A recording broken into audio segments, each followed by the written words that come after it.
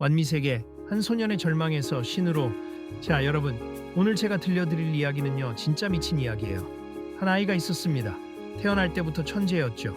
만년에 한 번 나올까 말까 한 특별한 뼈를 가지고 태어났어요. 모두가 이 아이를 축복했고 이 아이는 미래의 황제가 될 운명이었습니다. 그런데요, 이 아이가 겨우 몇 살이었을 때 상상도 못할 일이 벌어져요.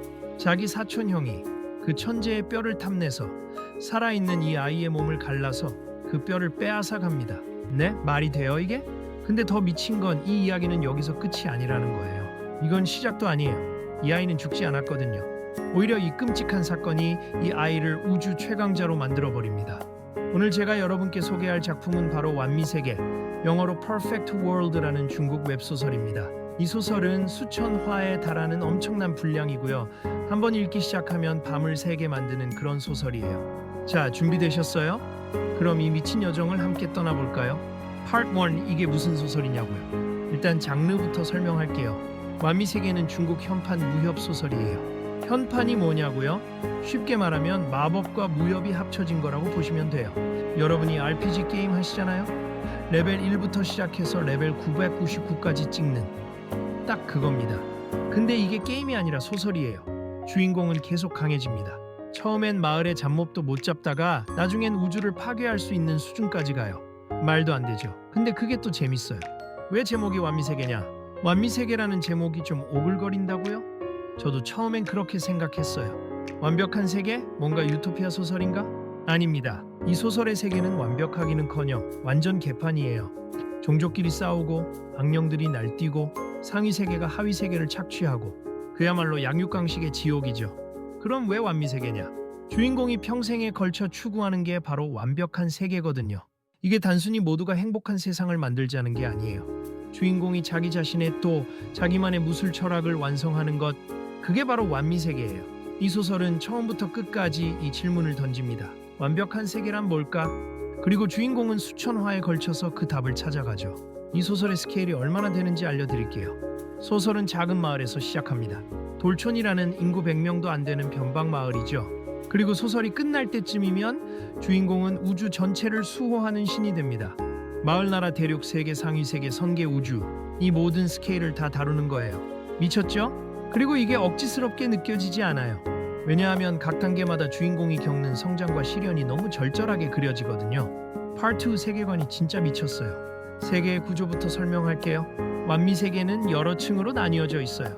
마치 떡 쌓듯이요. 제일 아래층 하게샤지에 주인공이 태어난 곳이에요. 여기 사는 사람들은 자기들이 전 세계인 줄 알고 살아요. 근데 알고 보니 이건 그냥 제일 아래층일 뿐이에요. 더 충격적인 건 상위 세계 사람들이 가끔 내려와서 이곳의 천재들을 수확해 간다는 거예요. 마치 농장에서 작물 수확하듯이요. 생각해보세요. 여러분이 평생 수련해서 최강자가 됐는데 갑자기 하늘에서 누가 내려와서 오, 잘 컸네? 하면서 데려간다고요. 소름 돋지 않아요? 중간층 상계샹지에 진짜 강자들이 사는 곳이에요. 하계의 최강자가 여기선 그냥 좀 센 애 정도예요. 여기는 연기라는 에너지가 훨씬 진하고 천재들이 널려 있어요. 고대 종족들도 여기 살고요. 위층 선역센유, 신선들이 사는 곳이에요. 여기 오면 사실상 신이에요. 수명도 거의 무한대고 손가락 하나로 별 하나 부수는 그런 세계죠. 최상층 그 너머, 소설 후반부에 나오는데요. 선역 너머에도 뭔가 있어요. 우주를 파괴하려는 어둠의 세력이 있고 주인공은 결국 거기까지 가서 싸웁니다. 새 종족 이야기. 이 세계엔 크게 세 종족이 있어요. 인종 린족, 우리 같은 인간? 인간은 몸은 약하지만 머리가 좋아요. 그래서 뭐든 연구하고 개발하죠. 약 만드는 단사, 부적 그리는 부사, 진법 치는 진법가. 이렇게 전문직이 엄청 발달했어요. 주인공도 인간이고요. 요적여서 바니마스, 야수의 피를 물려받은 종족이에요. 인간 형태로도 변하고 짐승 형태로도 변해요. 인간일 땐 술법을 쓰고 짐승일 땐 육체로 때려 부셔요. 엄청 강력하죠. 그리고 이들은 본능적으로 보술이라는 걸 쓸 수 있어요. 선조 짐승의 기억이 피에 새겨져 있거든요. 천족 텐수, 신의 후예, 제일 먼치킨인 종족이에요. 태어날 때부터 불 조종하고 번개 쏘고 공간 이동하고 고대 신들의 피를 물려받아서 선천적으로 엄청난 능력을 가지고 태어나요. 다만 이들은 숫자가 적어요. 너무 강력해서 번식이 잘 안 된대요. 과거에 무슨 일이 있었냐면요. 아주 옛날 신들끼리 전쟁이 일어났어요. 오행의 신들이요. 불의 신, 물의 신 이런 애들이 서로 싸운 거예요. 그 규모가 어땠냐면 세상이 거의 멸망할 뻔했어요. 대홍수가 일어나고 대륙이 갈라지고 수억 명이 죽었어요. 근데 문제는 죽은 사람들이 제대로 죽지 못했다는 거예요. 원한을 품고 죽어서 원령 웰링이 되어버렸거든요. 그 원령들이 시공의 틈에 갇혀 있다가 소설 시작 시점에서 갑자기 쏟아져 나오기 시작해요. 그래서 세 종족이 연합했어요?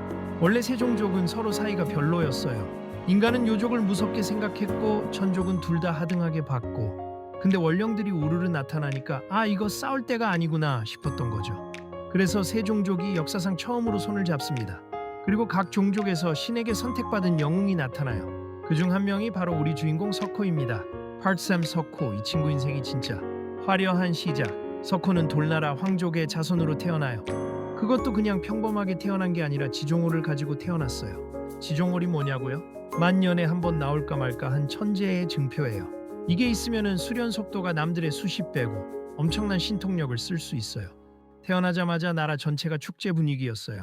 우리나라의 위대한 황제가 탄생했다 이러면서요. 석호의 부모도 기뻤죠. 우리 아들 장래가 촉망되네 이런 느낌이었을 거예요. 그런데요, 석호가 겨우 대여섯 살쯤 됐을 때였어요. 석호한테는 사촌이 하나 있었어요. 석이라는 애인데 얘도 천재였어요. 근데 지종홀은 없었죠. 석의 어머니가 생각을 했어요. 내 아들도 천재인데 지종홀만 있으면 완벽할 텐데. 그래서 이 미친 여자가 뭘 했냐면요, 석호를 납치해서 살아있는 상태로 수술대에 올려놓고 그 지종골을 빼냅니다. 상상이 돼요? 대여섯 살 먹은 애가 칼에 몸이 갈라지면서 뼈가 적출되는 거예요. 마취도 제대로 안 되고요. 왜냐하면 지종호를 온전하게 빼내려면 본인이 깨어 있어야 했거든요. 석호는 그렇게 비명을 지르다가 기절했어요. 그리고 죽다 살아났죠. 버려지다 지종호를 잃은 석호는 폐인이 됐어요. 황족들은 쓸모 없어진 석호를 변방의 작은 마을로 보내버려요. 돌촌이라는 이름도 별로인 시골 마을이요. 거기서 알아서 살든지 죽든지 해라 이런 식이었던 거죠. 근데요, 이게 오히려 석호한테는 전환점이 됩니다. 돌촌에서의 재기. 돌촌 사람들은 착했어요. 특히 촌장 할아버지는 석호를 손자처럼 아꼈죠. 석호는 이곳에서 인간미를 배워요. 황궁에서는 느껴보지 못한 따뜻함을요. 그리고 결심합니다. 나는 다시 일어설 거야. 지종홀이 없어도 강해질 수 있어요. 아니, 오히려 없으니까 더 강해질 수 있었어요. 석호는 기본 중에 기본부터 다시 시작했어요. 몸을 단련하고 호흡법을 익히고 가장 기초적인 보수를 연습했죠. 근데 석호의 방식이 남달랐어요. 남들이 가는 길을 따라가봤자 2인자밖에 못 돼. 나는 내 길을 만들 거야. 석호는 고대의 비법들을 연구하기 시작했어요. 시풍이라고 태고 시대의 세상을 지배했던 10마리의 최강 괴수가 있었거든요. 그들이 남긴 보술의 흔적을 찾아다녔죠. 그리고 자기 몸을 실험대 삼아 수련했어요.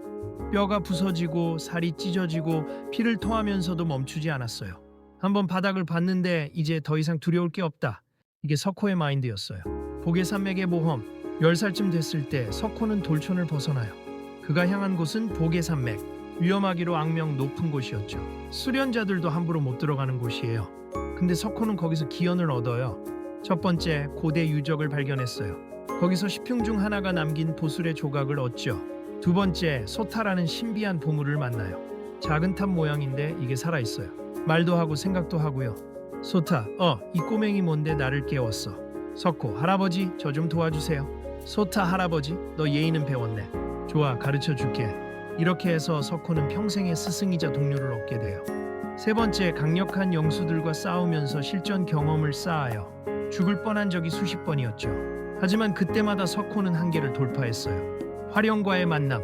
보계산맥에서 석호는 한 소녀를 만나요. 화령이라는 화족의 공주였죠. 첫 만남은 별로였어요. 화령이 괴수한테 쫓기고 있었거든요. 석호가 구해줬는데, 화령 내가 부탁했어? 주제넘게. 석호, 아니 내가 좀 도와줬는데? 이랬어요. 전형적인 츤데레였죠. 근데 둘이 계속 모험을 같이 하다 보니까 서로 의지하게 돼요. 생사를 함께 넘나들면서 끈끈해진 거예요. 화령은 처음으로 석호를 인정해요. 이 녀석 생각보다 괜찮네. 석호도 화령한테 마음을 열죠. 얘는 날 재산이나 신분으로 보지 않아. 그냥 나 자체를 봐줘. 이게 석호 첫사랑의 시작이었어요. 복수의 시작. 16살쯤 됐을 때 석호는 충분히 강해졌어요. 그래서 결심합니다. 이제 돌아갈 때가 됐어. 돌나라 수도로 향하는 석호. 그리고 거기서 석이를 만나죠. 10년 만에 재회. 석이는 지종골을 이식받고 더욱 강해져 있었어요. 나라 전체가 그를 차기 황제로 추앙하고 있었고요. 석에 너 네가 왜 여기 있어? 석호 내 것을 돌려받으러 왔어. 첫 대결이 시작됐어요. 모두가 석이가 이길 거라고 생각했어요. 지종홀도 있고 황실의 최고 무공도 배웠으니까요. 근데 막상 싸움이 시작되니까 석호가 압도했어요. 왜냐고요? 석이는 지종골에 의존했어요. 그 힘이 있으니까 기본을 대충 넘어갔죠. 반면 석호는 기본이 완벽했어요. 지종홀이 없었으니까 모든 걸 바닥부터 쌓아 올렸거든요. 게다가 석호는 시풍의 보수를 익혔어요. 이건 지종홀보다 더 강력한 거였죠. 결과는 석호의 승리. 석호는 석이를 쓰러뜨리고 자기 지종홀을 다시 빼앗아요. 근데 여기서 석호가 미친 짓을 해요. 이거 이제 필요 없어. 지종호를 부셔버려요. 모두 충격에 빠졌죠. 석호 이미 내 길을 찾았어. 남의 뼈로 강해지는 건 내 방식이 아니야. 이 장면 진짜 소름 돋아요. 모두가 탐내는 보물을 자기 손으로 부셔버리다니요? 상계로의 여정. 하계에서 최강자가 된 석호. 근데 곧 깨달아요. 이게 끝이 아니구나. 어느 날 하늘에서 누가 내려와요. 상계의 사람이었죠. 그 사람이 하는 말이 충격적이었어요. 하계는 상계의 시험장일 뿐이야. 천재들이 잘하면 우리가 데려가지. 쓸모없는 애들은 그냥 놔두고. 석호는 분노했어요. 뭐 우리가 가축이라고? 그 사람 뭐 틀린 말은 아닌데? 석호는 결심했어요. 상계로 가야겠다고. 거기 가서 이 개같은 시스템을 박살내야겠다고. 하지만 하계에서 상계로 가는 건 쉽지 않았어요. 공간의 벽이 있거든요. 이걸 뚫으려면 엄청난 힘이 필요했죠. 석호는 몇 년을 준비했어요. 그리고 드디어 공간을 찍고 상계로 진입했어요. 상계에서의 고난. 상계는 하계와 차원이 달랐어요. 하계에서 최강이었던 석호가 여기선 그냥 신입이었어요. 길거리에 하계의 최강자급 실력자들이 널려 있었죠. 게다가 상계 토착 세력들이 석호를 무시했어요. 하계에서 온 촌뜨기가 뭘 안다고. 하지만 석호는 굴하지 않았어요. 다시 기본부터, 다시 싸움부터, 다시 수련부터. 그리고 또 정상에 올라섰어요. 석호가 상계의 젊은 세대 1인자가 됐을 때 모두가 인정했어요. 저 녀석 진짜 괴물이네. 윤희와의 인연. 상계에서 석호는 또 한 명의 여성을 만나요. 윤희라는 천인족 소녀였죠. 첫 만남은 최악이었어요. 서로 적대 세력이었거든요. 윤희 하계 출신 주제에 감히 내 앞을 가로막아? 석호 아가씨, 나 원래 성격 좋은데 계속 이러면 한 대 칠 거예요? 둘은 진짜 싸웠어요. 목숨 걸고요. 근데 나중에 공동의 적이 나타나면서 협력하게 돼요. 그리고 여러 사건을 겪으면서 윤희는 석호를 다시 보게 됩니다. 이 사람은 다른 사람들과 달라. 석호는 강했지만 오만하지 않았어요. 명예를 중시했고 약자를 함부로 대하지 않았죠. 윤희도 석호의 마음속에 자리 잡게 돼요. 황천제로 가는 길. 상계에서도 정상에 선 석호. 하지만 이야기는 끝나지 않아요. 선역으로 그리고 그 너머로. 석호는 알게 돼요. 우주 전체를 위협하는 어둠의 세력이 있다는 걸요. 그들은 모든 세계를 집어삼키려 해요. 하계도 상계도 선역도 모두요. 석호는 마지막 결전을 준비해요. 그리고 최종적으로 황천제라는 경지에 도달합니다. 황이라는 글자의 의미를 아세요? 황무지, 아무것도 없는 땅. 석호는 너무 강해져서 그와 어깨를 나란히 할 자가 없어진 거예요. 외롭죠. 하지만 그게 최강자의 숙명이에요. 석호는 홀로 어둠과 맞서 싸워요. 그리고 이겨요. 세상을 구했어요. 파트 4. 어떻게 싸우고 어떻게 강해지냐고요? 수련 단계 설명. 완미 세계의 수련은 단계가 명확해요. 1단계 육신경. 몸을 단련하는 거예요. 근육 키우고 뼈 강화하고 피를 맑게 하고. 석호는 2단계를 진짜 제대로 했어요. 지종홀이 없었으니까 기본을 완벽하게 다져야 했거든요. 2단계 동천경. 이게 진짜 신기한 건데요. 자기 몸 안에 작은 세계를 만드는 거예요. 상상해보세요. 여러분 뱃속에 작은 우주가 있는 거예요. 거기에 산도 있고 강도 있고. 석호의 동천은 남들보다 10배는 넓었어요. 왜? 기본이 탄탄하니까요. 3단계 화영경. 영혼을 깨우는 단계예요. 이제부터는 육체만이 아니라 정신의 힘도 쓸 수 있어요. 4단계 이상. 명문경, 열청경, 신화경. 계속 올라가요. 끝에 가면 신경, 대제급 그리고 황제급까지 가요. 각 단계를 올라갈 때마다 하늘의 시련이 내려와요. 번개가 쳐요. 이걸 견뎌야 다음 단계로 갈 수 있어요. 석호는 매번 시련을 받을 때마다 엄청난 번개를 받았어요. 왜냐면 너무 강하니까 하늘이 질투한 거죠. 보술이 뭐냐면요. 보술은 쉽게 말하면 필살기예요. 고대의 강자들이 남긴 술법인데 각각이 세상을 뒤집을 만한 파괴력이 있어요. 시풍보술, 역사상 최강이었던 10마리의 괴수가 남긴 보술이에요. 예를 들면 곤붕쿵펑 우주를 날아다니는 괴수. 속도가 빛보다 빨라요. 진룡젠롱 진짜용. 한 방에 별을 부셔요. 뇌제레이티 번개의 제왕. 번개로 모든 걸 파괴해요. 석호는 이런 보술들을 하나씩 익혀나가요. 근데 그냥 베끼는 게 아니라 자기 방식으로 재해석해요. 원본보다 더 강하게 만들어야지. 이게 석호의 스타일이에요. 단약과 영약, 수련자들한테는 약이 엄청 중요해요. 영약, 산속에서 자라는 신비한 약초예요. 먹으면 수련 속도가 빨라지고 상처도 빠르게 나아요. 석호는 초반에 이런 영약 찾아다니느라 고생 많이 했어요. 산 하나를 통째로 뒤지기도 하고요. 단약, 단사라는 전문가가 만드는 약이에요. 영약들을 배합해서 알약으로 만드는 거죠. 석호는 나중에 자기도 단약 만드는 법을 배워요. 남한테 의존하면 안 돼. 내가 직접 만들자.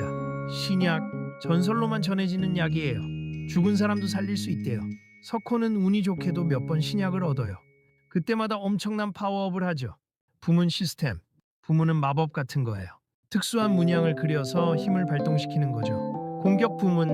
공기 중에 불의 문양을 그리면 화염구가 날아가요. 방어 부문. 몸 주위에 보호막을 치는 문양이에요. 이동 부문. 순간이동하는 문양도 있어요. 석호는 고대의 부문을 연구해서 자기만의 부문 체계를 만들어요.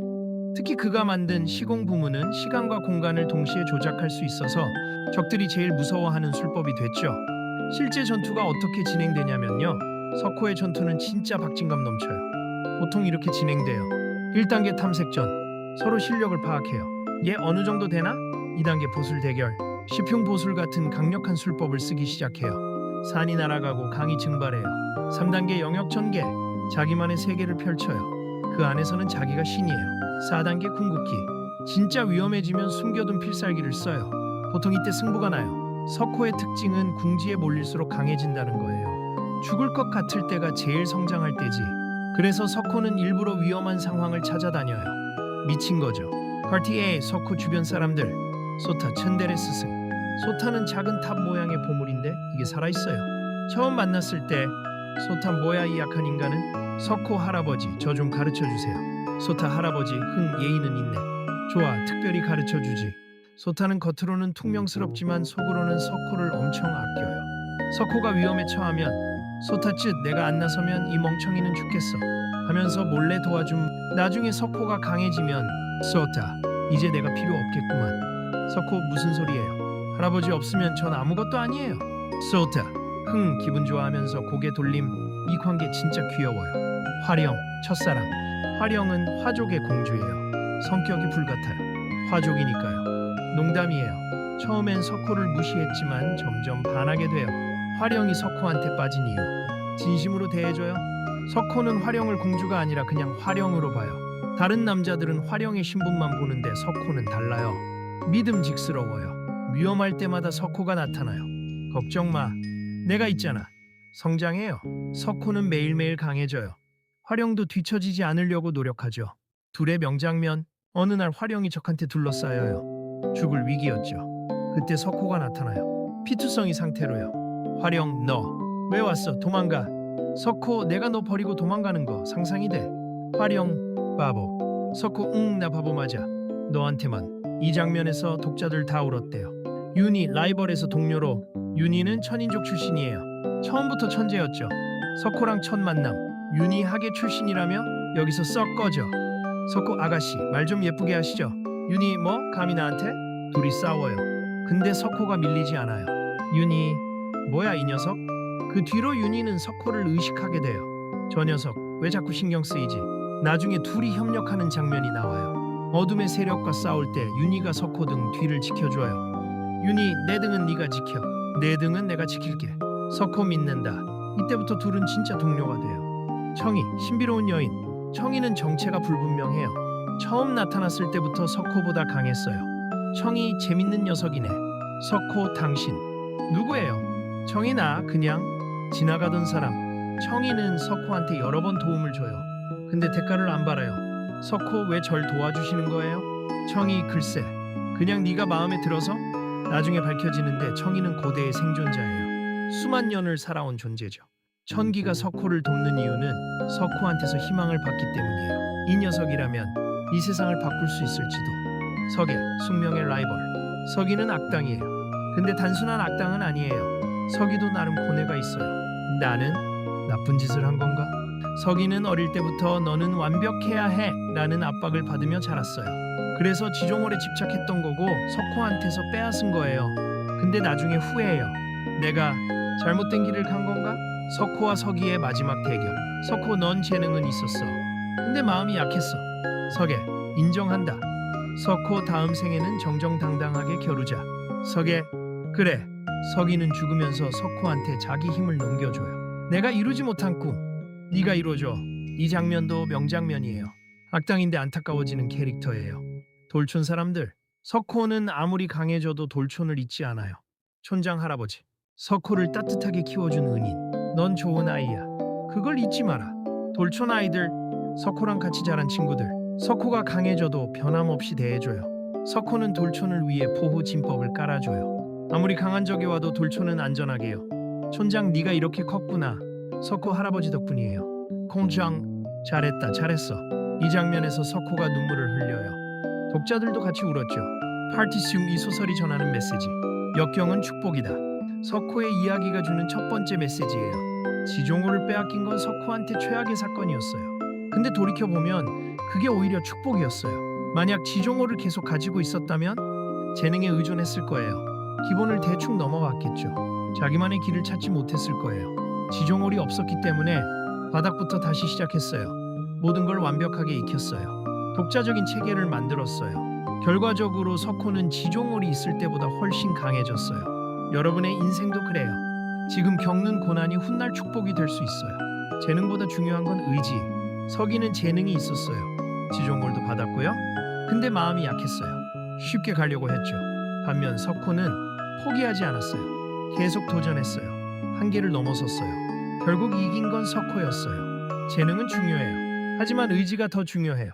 외로움은 강자의 숙명. 석호가 황천재가 됐을 때 그는 외로웠어요. 더 이상 어깨를 나란히 할 사람이 없었거든요. 친구들은 모두 아래에 있고 석호만 홀로 정상에 있어요. 근데 석호는 후회하지 않아요. 누군가는 이 자리에 서야 했어. 그게 나라면 기꺼이. 진짜 리더는 외로움을 감수해요. 그게 책임이거든요. 완벽한 세계란? 소설의 제목이죠. 완미세계. 완벽한 세계가 뭘까요? 모두가 행복한 세계? 아니에요. 그건 불가능해요. 강자만 사는 세계? 그것도 아니에요. 그건 지옥이에요. 석호가 내린 답은 이거예요. 각자가 자기 길을 갈 수 있는 세계. 강한 자는 강한 대로, 약한 자는 약한 대로. 서로를 짓밟지 않고 각자의 도를 추구할 수 있는 세계. 그게 완미세계예요. 잊지 말아야 할 것들. 석호는 아무리 강해져도 돌촌을 잊지 않았어요. 아무리 높이 올라가도 자기 뿌리를 기억했어요. 우리도 그래야 해요. 성공해도 돈을 벌어도 유명해져도 나를 만들어준 사람들을 잊으면 안 돼요. 명장면 하이라이트 1. 지종홀 파괴 장면. 석호가 자기 지종홀을 부술 때 주변 사람들 미쳤어? 그걸 왜 부셔? 석호, 이미 내 길을 찾았어. 이건 이제 짐일 뿐이야. 이 장면이 보여주는 건 석호의 확신이에요. 자기 자신에 대한 믿음이요.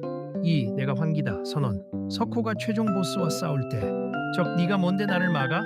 석호, 나는 환기다. 이 우주의 수호자다. 적, 웃기지 마.